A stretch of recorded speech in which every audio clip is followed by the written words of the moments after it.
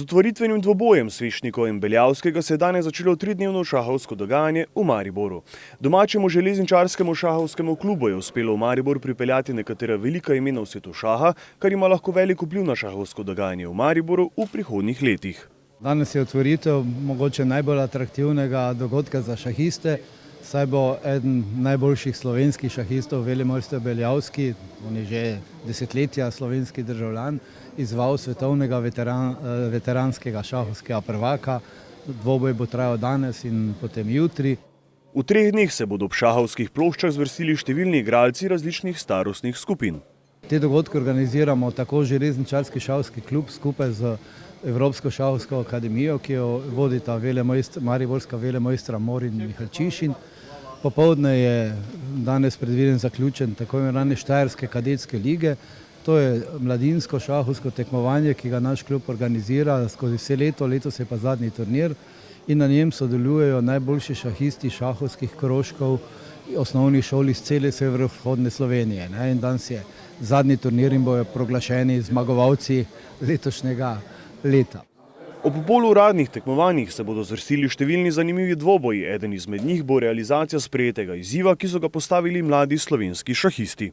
Velemojster Širov, tudi en znanih svetovnih velemojstrov, odigral simultanko za slovensko kadetsko reprezentanco, kar bo tudi, bom rekel, zanimivo.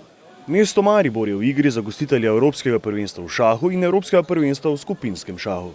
Have such a great personality like Vidmar, and even I played 20 years ago Vidmar Memorial in Portorož, so you already have a name, which one is a historical name. So, but of course there are always periods in any kind of business, including chess as a sport, so where they have a periods of the going up or going down, and I believe that today it's a new era of the Slovenian chess, where your country have an ambition to organize high level of the tournament. V besedah predsednika Evropske šahovske zveze ne dvomijo sposobnost mariborskih organizatorjev in visok nivo tekmovanja v letu 2020. Mednarodni šahovski dogodek pa bo na sporedu že jutri.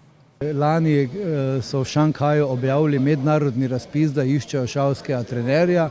Med prijavljenimi je bil tudi naš trener mojster Kokol in so ga izbrali za trenerja in se je lani jeseni preselil v Šanghaj, tam zdaj deluje in potem smo se seveda povezali, ker je pač pozna tudi, ker je tudi bil dolga leta naš trener za mladince in smo se povezali in smo potem prišli do tega, da se da ta dvoboj tako organizirati.